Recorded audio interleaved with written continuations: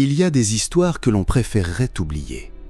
Des souvenirs si profondément ancrés qu'ils finissent par se confondre avec des cauchemars. Et pourtant, même les pires cauchemars ont une fin. Ce que je vais vous raconter, en revanche, ne s'est jamais éteint. Ça brûle encore dans mon esprit, comme une cicatrice que rien n'efface. Tout a commencé lors d'une fête d'été, un de ces rassemblements de familles et de voisins où les rires fusent, où la musique couvre les conversations, et où les adultes s'imaginent que les enfants se contentent de s'amuser sans jamais remarquer ce qu'ils font. Mais ce jour-là, quelque chose a basculé. Ce qui devait rester un moment banal, presque insignifiant, s'est transformé en le début d'une descente aux enfers. Et croyez-moi, une fois que l'on a plongé dans ces ténèbres, il est impossible d'en ressortir intact. La fête avait eu lieu 2 semaines plus tôt. Je m'étais éclipsé du groupe d'adultes, un peu trop bruyant, et j'avais réussi à subtiliser quelques canettes de bière quand personne ne regardait. Je les avais partagées avec Lucy Sitkins, loin des regards indiscrets, à l'ombre d'un grand arbre qui formait comme une voûte protectrice. Lucy avait bu sa sienne avec un enthousiasme presque fébrile, comme si elle voulait en profiter avant qu'on ne la surprenne. Elle riait doucement, la voix basse, comme si le monde entier ne devait rien savoir de ce moment. Nous parlions de choses simples, banales en apparence, mais lourdes de sens pour nous.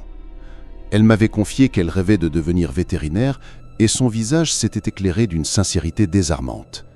À chaque mot, à chaque éclat de rire étouffé, nos visages s'étaient rapprochés, à tel point que j'avais cru un instant qu'elle allait poser sa tête sur mon épaule. Mon cœur battait à tout rompre, et je m'étais demandé si j'osais glisser mon bras autour de sa taille. Mais ce moment fragile, suspendu dans le temps, s'est brisé d'une façon brutale et irréversible. Parce que, à ce même instant, son père, Larry Sitkins, avait attiré toute l'attention de la fête. Devant tout le monde, il avait pris une canette de bière et l'avait enfoncée dans sa gorge. Pas une gorgée, pas une simple folie d'ivrogne, non, il l'avait avalée entière, comme un serpent engloutissant sa proie. Je ne l'ai pas vu, pas directement, mais j'ai entendu les cris. Ces cris d'horreur qui avaient figé l'air lui-même. Lucy et moi nous étions redressés d'un bond, la respiration coupée, et nous avions couru vers le rassemblement. Ce que j'ai vu en arrivant restera gravé dans ma mémoire. Les adultes s'efforçaient d'éloigner les enfants, les poussant vers la sortie du jardin, tandis que des sirènes d'ambulance résonnaient déjà au loin. Je sentais mon père derrière moi, sa main ferme sur mon épaule. Il m'avait ordonné de raccompagner ma petite sœur à la maison. Je n'avais plus pensé à Lucy, ni au goût amer de la bière sur ses lèvres. Tout ce qu'il me restait, c'était le regard de mon père, sombre, grave, presque effrayé. Ce regard suffisait à me faire comprendre que ce que nous venions de vivre n'était pas un simple accident. Je me demande encore parfois si Lucy avait mangé de ce barbecue. Dans mes souvenirs, elle n'avait rien pris. Puis d'autres fois, je suis persuadé de l'avoir vue mordre dans un hamburger. Tout est flou. Et c'est ce doute, ce petit détail obsédant qui me hante encore. Car au fond, peu importe la vérité, je n'ai plus jamais revu Lucy Sitkins. Si vous êtes toujours là à m'écouter, alors vous êtes comme moi, happé par cette histoire. Je vous invite à vous abonner dès maintenant à la chaîne Nuit d'Horreur, car ce que vous allez entendre par la suite est bien plus sombre que ce que vous imaginez. Le lendemain à l'école, tout le monde ne parlait que de ça. Larry Sitkins, l'homme banal, le père de Lucy, le type qui racontait toujours les mêmes blagues de jardinier aux fêtes d'anniversaire, s'était transformé en une légende macabre. Mais comme souvent, la vérité s'était brouillée dans les murmures et les exagérations. Certains affirmaient qu'il avait fait un pacte avec Satan, qu'il avait prononcé des paroles incompréhensibles avant de se trancher la gorge. D'autres racontaient qu'il était tombé ivre-mort en essayant de boire cul sec, et que le reste n'était qu'une histoire montée de toutes pièces. Il y en avait même qui disaient qu'il avait tenté d'avaler la canette au ralenti, comme un serpent avalant un œuf, avant de rendre son dernier souffle. Chacun y allait de sa version, mélangeant fascination morbide et terreur. Moi, je restais partagé entre le dégoût et une sorte de curiosité malsaine. Parce qu'au fond, je le savais. Ce qui s'était passé, personne n'arrivait vraiment à l'expliquer. Larry n'était pas un homme extraordinaire. Il n'avait rien de mystique, rien de diabolique. C'était un type banal, invisible, qu'on oubliait aussitôt après l'avoir croisé. Alors, pourquoi ? La journée passa dans cette atmosphère étrange, ce brouhaha étouffant où la rumeur se nourrissait d'elle-même. Et puis, sans prévenir, l'horreur frappa de nouveau. Nous étions au milieu de cours. Les professeurs tentaient tant bien que mal de garder un semblant d'ordre quand des cris éclatèrent dehors, près du terrain de sport. Tout le monde se leva, se pressa contre les fenêtres, avant de courir à l'extérieur, malgré les injonctions des adultes. Et là, je l'ai vu. Monsieur Stroh. Ce professeur, toujours un peu maladroit, souvent moqué par les élèves à cause de ses shorts rouges ridicules qu'il portait toute l'année, qu'il pleuve ou qu'il neige. Cet homme que personne ne prenait vraiment au sérieux était là, figé, le regard vide, le visage inexpressif. Il s'était placé sous les gradins, son cou coincé entre les lattes métalliques, dans ses mains une télécommande, une pression sur le bouton, et le mécanisme avait fait son œuvre. Dans un bruit sec et atroce, les gradins s'étaient refermés, broyant ses vertèbres et écrasant son cartilage. Le silence n'avait duré qu'une seconde, puis les cris avaient éclaté de toutes parts. Des élèves pleuraient, d'autres vomissaient, certains hurlaient en appelant à l'aide. Même les professeurs étaient figés, désemparés, incapables de comprendre ce qui venait de se passer. Moi, je n'arrivais pas à détourner les yeux. Le visage de Monsieur Stroh était vide. Mort, bien sûr, mais plus encore. Il semblait absent, comme si, même avant l'impact, son esprit avait déjà quitté son corps. Il avait ce même regard absent que Larry Sidkins, cette expression déshumanisée, glaciale, qui ne ressemblait à rien de vivant. Ce fut à ce moment-là que je compris. Larry n'était pas un cas isolé. Quelque chose d'autre était en train de se propager. Après Monsieur Stroh, d'autres histoires commencèrent à circuler, un peu partout, dans la ville, et même au-delà. Un médecin s'était injecté de l'air directement dans le cœur avec une aiguille de biopsie. Une serveuse s'était brûlé la moitié du bras en gardant les yeux rivés sur un client sans même réagir à la douleur. Certains s'étaient tirés dessus avec des fusils, mais aucun n'avait visé la tête. Toujours le corps, toujours dans une mécanique lente et absurde, comme si la mort n'était pas une échappatoire mais une obligation, un rituel. Et tous, absolument tous, affichaient ce même visage vide, cette absence effroyable, comme si derrière ses yeux ouverts, il n'y avait plus rien. Si vous êtes toujours avec moi, c'est que vous sentez vous aussi que cette histoire ne parle pas seulement de mort, mais d'autre chose, de plus ancien, de plus monstrueux. Alors, avant que l'on plonge encore plus dans, je vous invite à vous abonner à Nuit d'horreur pour ne rien manquer des récits les plus sombres et les plus troublants. Le lendemain du drame de Mr. Stroh, l'école resta fermée. C'était la première fois que je prenais vraiment conscience de l'ampleur du désastre. Si les autorités avaient décidé d'interrompre les cours, c'est que la panique était bien réelle. Mes parents, eux, avaient été convoqués à une réunion à la mairie. Ils m'avaient déposé chez ma grand-mère, en m'interdisant formellement de sortir. Mais à peine avait-il quitté la maison que je m'étais éclipsé. Je ne savais pas où j'allais, je n'avais pas envie de voir mes amis. Tout ce que je voulais, c'était marcher, m'épuiser, trouver une forme de silence à travers la douleur de mes muscles. Alors, j'avais traversé des champs, les épaules brûlées par le soleil, le t-shirt trempé de sueur. Finalement, je m'étais retrouvé sur une voie ferrée abandonnée. À gauche, la ville. À droite, un tunnel béant couvert de lierre dont s'échappait un souffle d'air glacial. J'avais hésité, mais la fraîcheur qui s'en dégageait m'attirait comme une promesse de répit. Alors j'avais avancé. Le train est arrivé d'un coup. Le grondement, le souffle, le hurlement strident de sa corne. J'avais bondi hors des rails, le cœur au bord de l'explosion. Et c'est à ce moment-là que je l'ai vu. Pendant un instant, éclairé par les phares du train, j'ai aperçu une silhouette. Allongée au sol, une main pâle presque phosphorescente, tendue comme pour supplier. Au début, j'ai cru que mon imagination me jouait un tour. Mais en m'approchant du tunnel, mes yeux se sont habitués à l'obscurité et j'ai compris que c'était pas une illusion. Un homme gisait là, face contre terre, allongé de tout son long sur les rails. Ses jambes n'existaient plus.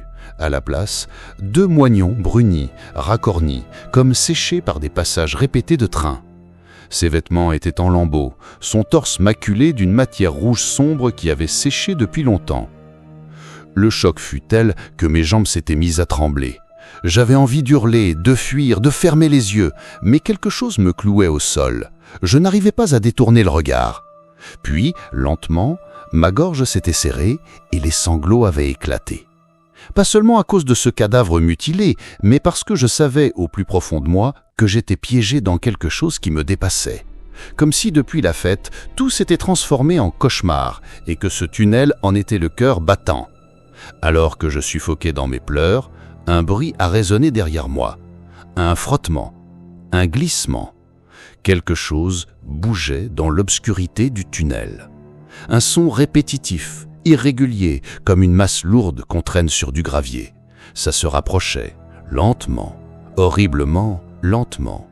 Je voulais croire que c'était un survivant, quelqu'un qui avait besoin d'aide. Mais au fond de moi, une autre vérité se dessinait, une certitude instinctive, comme le lapin qui reconnaît l'odeur du loup. Et quand il est sorti de l'ombre, j'ai hurlé. C'était lui. L'homme sans jambes. Son torse mutilé se hissait hors du tunnel, tiré par un seul bras encore valide, tandis que l'autre pendait derrière lui, disloqué comme un jouet cassé. Ses doigts se crispaient convulsivement à chaque traction. Et son visage, oh mon Dieu, son visage était vide, exactement comme celui de Larry, comme celui de Mr. Stra. Une bouche entr'ouverte, des yeux écarquillés, sans la moindre émotion, comme un pantin animé par une force étrangère. Ce n'était pas un vivant. Mais ce n'était pas un mort non plus. C'était autre chose. J'ai couru à travers les bois, hurlant, incapable de respirer, persuadé que cette chose, lente mais implacable, me suivait. Les branches me griffaient, mes jambes me lâchaient, mais je continuais, parce que je savais que si je m'arrêtais, ne serait-ce qu'une seconde, il me rattraperait. J'ai fini par m'écrouler, vidé, les poumons en feu. Je me suis glissé dans le creux d'un vieil arbre creux, et là, j'ai sombré.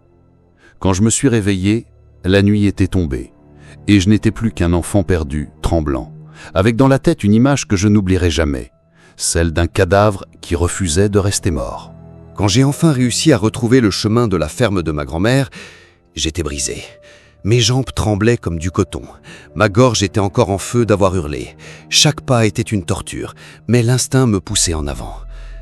J'avais besoin d'un refuge, d'un endroit où rien de tout cela n'existait. La maison de ma grand-mère se dressait dans la nuit comme un phare rassurant.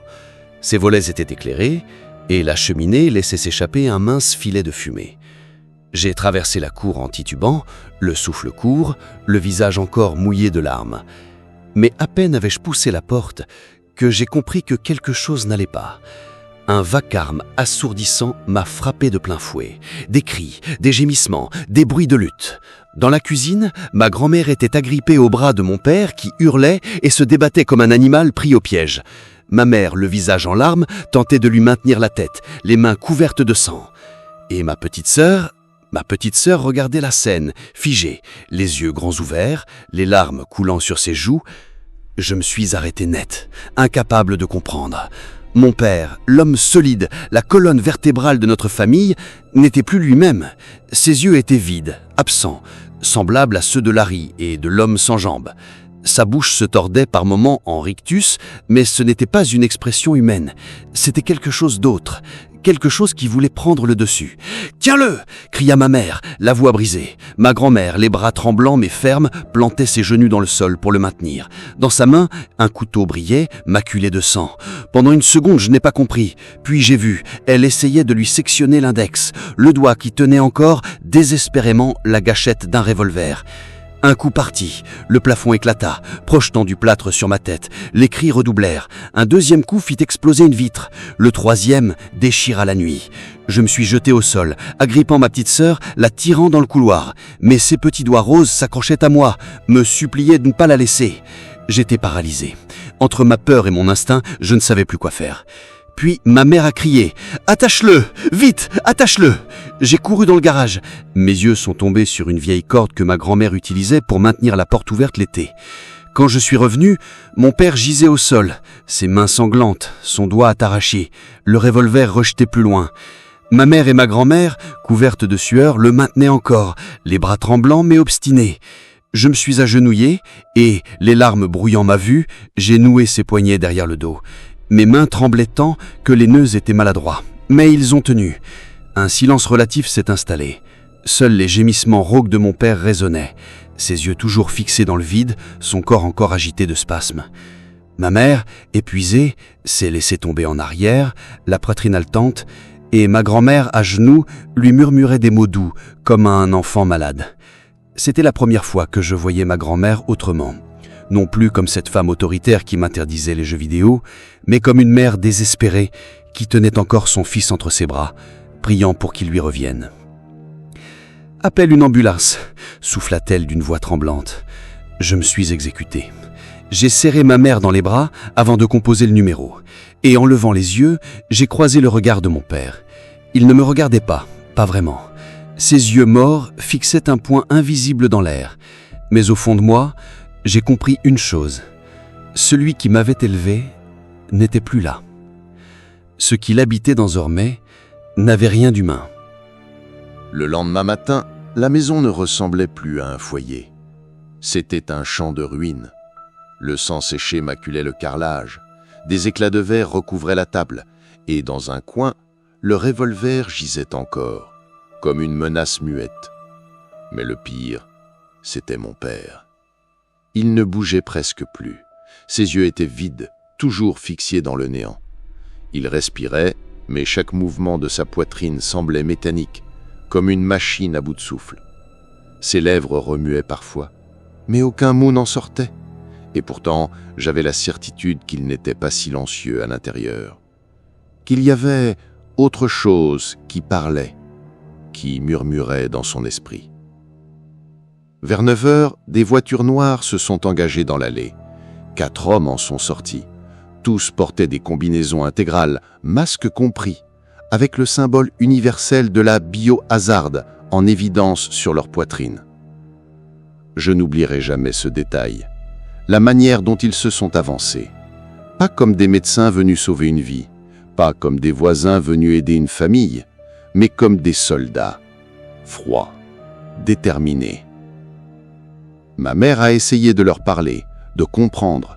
Elle leur a posé des dizaines de questions. « Qu'est-ce qu'il a? Pourquoi vous l'emmenez? Qu'est-ce qui lui arrive ?» Mais leurs réponses étaient sèches, mécaniques. « Veuillez rester en retrait, madame. Quelqu'un prendra contact avec vous très bientôt. » Moi, je les observais depuis ma chambre à l'étage, la gorge serrée. Quand l'un d'eux a levé la tête, son masque tourné vers ma fenêtre, j'ai eu l'impression qu'il me fixait. J'ai cru qu'il allait lever la main, me faire signe. Mais non. Il est resté immobile, puis a suivi les autres, qui emmenaient déjà mon père comme un prisonnier dangereux. Ma mère a voulu courir après eux. Elle a crié, supplié, mais ils ne se sont pas retournés. La porte s'est refermée derrière eux et mon père a disparu. La suite de la journée a été un enfer silencieux. Ma mère faisait semblant. Elle préparait à manger, posait des questions banales comme « Tu as fait tes devoirs? Tu veux un peu plus de légumes ?» Mais derrière son sourire crispé, je voyais la peur d'une vérité qu'elle connaissait déjà peut-être, mais qu'elle n'osait pas me dire. Puis à table, elle a lâché une phrase qui m'a glacé le sang.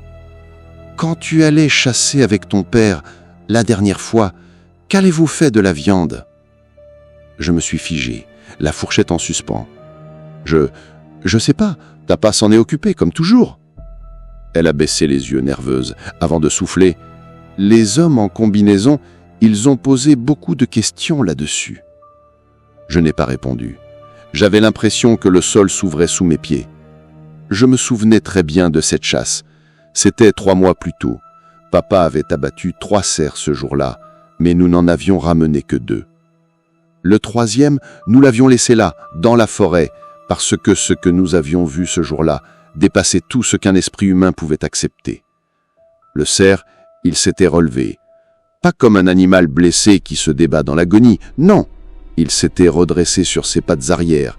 Il avait marché vers nous. Ses mouvements étaient lourds, brisés, monstrueux, même après que papa lui eut tiré 6 balles, même après qu'une balle lui eut explosé la tête, le faisant saigner un liquide grisâtre, putride. Je me souviens avoir vomi dans les fougères, incapable de supporter la vue de cette chose qui n'était plus un animal. Papa m'avait ramené à la camionnette sans un mot, son visage blême, ses mains tremblantes. Et pourtant, il avait ramené 2 cerfs, comme si de rien n'était. 2 cerfs qu'il avait partagés, l'un pour nous, l'autre pour le barbecue de la ville. Et soudain, tout s'est éclairé. Larry Sitkins, Monsieur Stra, tous ces gens qui s'étaient mutilés, qui s'étaient vidés de leur humanité, ils avaient tous mangé de cette viande. La nuit, je n'ai pas trouvé de sommeil. Chaque fois que je fermais les yeux, je revoyais ce cerf marcher sur ses pattes arrière, le regard vide, le sang gris coulant de sa gueule. Et plus je repensais à ce jour, plus je comprenais que papa le savait, qu'il avait tenté de se convaincre que ce n'était qu'une maladie, comme il me l'avait dit, mais qu'au fond de lui, il avait compris. Et moi, allongé dans mon lit, les yeux fixés sur le plafond, j'ai senti pour la première fois ce poids en moi, cette peur lourde que peut-être tout ça était déjà en train de m'atteindre. Je n'arrivais pas à dormir cette nuit-là. Chaque bruit de la maison me faisait sursauter. Le craquement des murs, le souffle du vent sous les tuiles, tout me paraissait suspect. Mais ce qui me tenait éveillé, ce n'était pas seulement la peur. C'était cette pensée obsédante, cette question qui me rongeait de l'intérieur. Et si la viande était encore là ? Papa avait parfois l'habitude de stocker des morceaux dans un vieux congélateur au fond du cabanon. Un congélateur qu'on n'ouvrait presque jamais, sauf quand il voulait conserver une carcasse avant de la dépecer. Je me suis dit que si je vérifiais, je serais fixé, que je pourrais enfin savoir si 2 cerfs y reposaient, ou un seul. Alors j'ai attendu que la maison s'assoupisse. Ma mère, au téléphone avec ma grand-mère, pleurait à voix basse. Ma petite sœur dormait d'un sommeil fragile, bercée malgré tout par l'illusion de sécurité. Quant à moi, je me suis glissé hors de mon lit, comme un voleur dans ma propre maison. La nuit était froide, plus que d'ordinaire. Quand j'ai ouvert la porte arrière, l'air m'a saisi à la gorge. Le cabanon se dressait au fond de la cour, une masse noire et muette. Chaque pas que je faisais semblait résonner dans un silence oppressant, et j'avais l'impression que tout, autour de moi, me retenait d'avancer. J'ai poussé la porte du cabanon. Une odeur de bois humide et de métal froid m'a pris à la gorge. Mon téléphone à la main, j'ai allumé la lampe torche, mais je n'ai pas osé activer l'interrupteur, de peur que ma mère voie la lumière depuis la maison. Des toiles d'araignée pendaient du plafond, et chaque recoin semblait grouillé d'ombres mouvantes. Le congélateur était là, massif, recouvert d'une fine couche de poussière. Mon cœur battait si fort que j'avais du mal à respirer. Mes mains tremblaient quand j'ai saisi la poignée métallique. Le grincement du couvercle a résonné comme un coup de tonnerre. Un souffle glacé s'en est échappé, envahissant mes poumons. À l'intérieur, de la viande gelée, des os, des touffes de poils collées par la glace. Et au milieu de cette masse informe, une tête de cerf. Les yeux encore ouverts, figés dans une expression morte. Ou presque. J'ai fouillé. J'ai remué la chair dure comme de la pierre, priant pour en voir 2. Mais non. Tout ce que j'ai trouvé, c'était ce crâne unique, ces bois figés, sa mâchoire entr'ouverte comme dans un rictus silencieux. Un seul cerf. Mon estomac s'est retourné. Papa avait bel et bien servi la viande de l'autre. Celui qui s'était relevé, celui qui n'était pas mort. J'ai refermé brutalement le congélateur, suffocant, les mains sur les genoux, prêt à vomir. Mais alors, un bruit. Le couvercle venait de trembler. Un claquement sec, suivi d'un autre, comme si quelque chose frappait de l'intérieur. Je me suis figé, incapable de bouger. Le bruit s'est répété, plus fort, plus rapide. Et soudain, la lumière du congélateur s'est rallumée toute seule, comme animée par une volonté propre. J'ai vu. J'ai vu des morceaux de chair se tordre, des muscles rigides tenter de se contracter. J'ai vu les bois bouger, les pattes raides cogner contre les parois. J'ai vu la gueule s'ouvrir, laissant échapper un souffle rauque comme un râle venu d'outre-tombe. J'ai reculé, terrifié. Incapable de crier, mes jambes se sont dérobées, je suis tombé à leur renverse sur le sol poussiéreux. Puis, dans un vacarme assourdissant, le couvercle a volé en arrière, la bête a jailli. Ce n'était plus un cerf. C'était une abomination. Son corps était encore couvert de givre, des morceaux de peau craquelés par le gel se détachaient en tombant lourdement au sol. Ses muscles se contractaient dans un craquement sec, comme des branches brisées. Ses yeux étaient laiteux, inhumains, et quand il a poussé son cri, ce n'était pas un brame, c'était un hurlement, un cri de haine, de douleur, un son si monstrueux que mes oreilles en ont sifflé. Il s'est traîné hors du congélateur, ses pattes raides frappant le sol dans une danse cauchemardesque. Chaque mouvement semblait impossible, contre nature. Et pourtant, il avançait. Vers moi. La haine. C'était ça que je ressentais, une haine pure, palpable, qui irradiait de la créature comme une chaleur étouffante. Elle ne voulait pas seulement survivre, elle voulait détruire tout ce qui vivait encore autour d'elle. J'ai voulu me lever, courir, mais à peine avais-je franchi 3 pas que je me suis heurté à une silhouette. J'ai levé les yeux et j'ai vu mon père. Il se tenait là, debout, dans l'ombre du cabanon. Ses yeux vides fixés sur moi, sa peau était froide quand mon épaule la frôlait. Et ses lèvres ont bougé. Je crois que je suis mort. Quand je suis mort, ses bras se sont refermés autour de moi, m'écrasant dans une étreinte glaciale. J'ai voulu crier, mais aucun son n'est sorti. Et derrière lui, la créature s'est dressée, titubant sur ses pattes arrière, silhouette tordue et monstrueuse. Son regard blanc s'est posé sur moi, et j'ai su. J'étais pris au piège entre 2 horreurs. Les bras de mon père se resserraient autour de moi comme un étau. Sa force était démesurée, inhumaine. J'avais beau me débattre, frapper de mes poings contre sa poitrine, rien n'y faisait. Chaque coup que je lui donnais n'était qu'un murmure face à sa poigne d'acier. Son souffle glacé s'écrasait sur ma nuque. Et dans un murmure étranglé, il répétait encore et encore « Ce n'est pas moi, ce n'est pas moi ». Derrière lui, la créature avait franchi le seuil du cabanon. Elle avançait en titubant, comme une marionnette mal assemblée. Ses pattes arrière se pliaient dans des angles impossibles, son coude tordu se redressait dans des spasmes atroces. Sa gueule, fendue jusqu'aux muscles, s'ouvrait et se refermait dans un râle monstrueux. Et je me débattais, hurlant, suppliant « Papa, lâche-moi, pitié !» Mais ses brais se refermaient de plus belle. Et dans ses yeux vides, j'ai cru voir une lueur, pas d'humanité, mais de terreur, comme si lui aussi était prisonnier de son propre corps. La bête s'approchait. Chaque pas résonnait dans la nuit comme un coup de glas.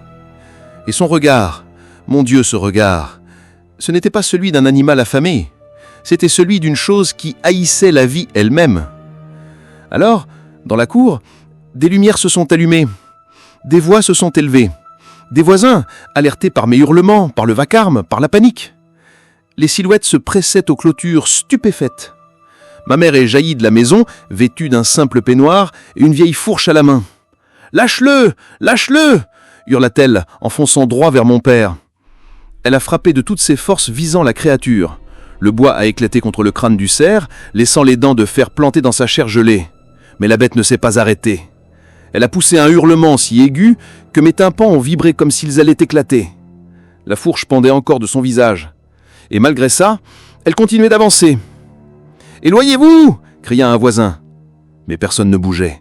Tous étaient pétrifiés par l'horreur, incapables de croire ce qu'ils voyaient.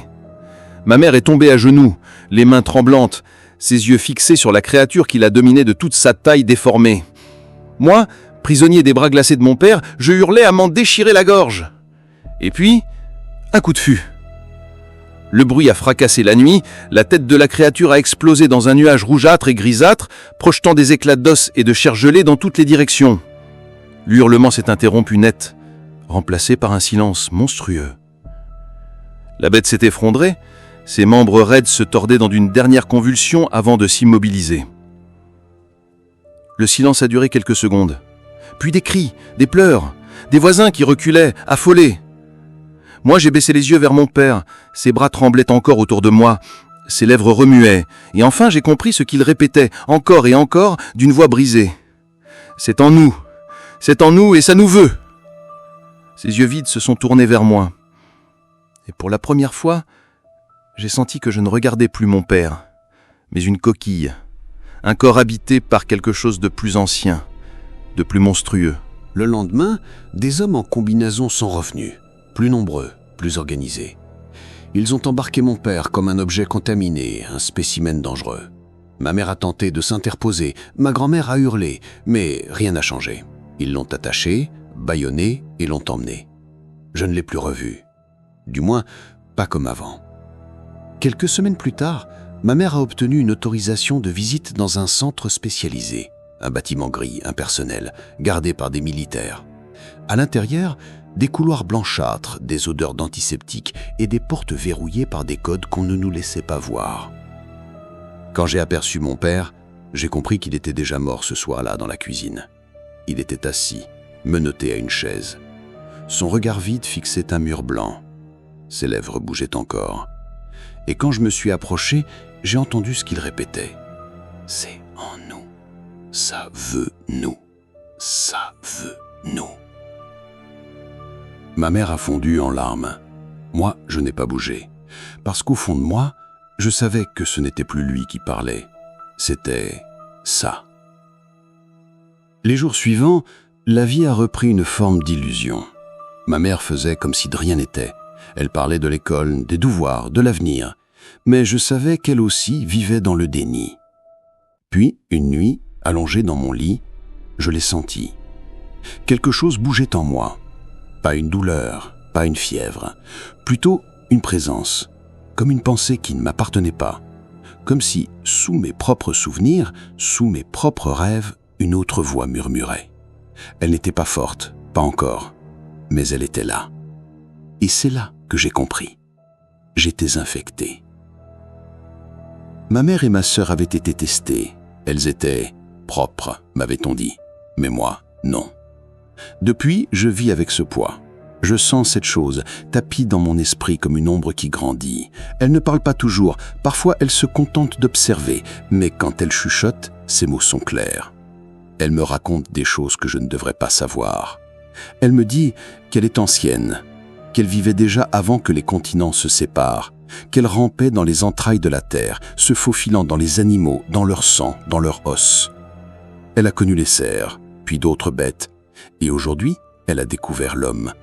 Elle me dit qu'elle apprend, qu'elle comprend le monde moderne, et que bientôt, elle n'aura plus besoin de se cacher dans l'ombre. Chaque jour, je lutte pour rester moi-même. Chaque jour, j'essaye d'écrire ces mots comme une confession, comme une mise en garde, parce que je sais qu'un jour, ma voix ne sera plus la mienne. Et ce jour-là, ce sera elle qui parlera à ma place. Voilà pourquoi je vous ai raconté mon histoire. Parce que personne ne me croira, parce que le gouvernement étouffe tout, parce que les morts, eux, ne parlent pas, mais moi, je peux encore prévenir. Alors, écoutez-moi bien. Si un jour vous voyez un animal marcher comme un homme, fuyez. Si vous croisez le regard vide de quelqu'un que vous aimez, fuyez, parce que quand ça entre en vous, il n'y a plus de retour possible. Et souvenez-vous, certaines choses ne viennent pas de notre monde. Elles dormaient là depuis des millions d'années sous la terre, patientant dans l'ombre. Et maintenant, elles se réveillent. Si vous avez ressenti ce frisson jusqu'à la fin, abonnez-vous à Nuit d'horreur, car d'autres histoires, tout aussi vraies, tout aussi terrifiantes, attendent dans l'ombre. Et croyez-moi, vous ne voudrez pas les affronter seul.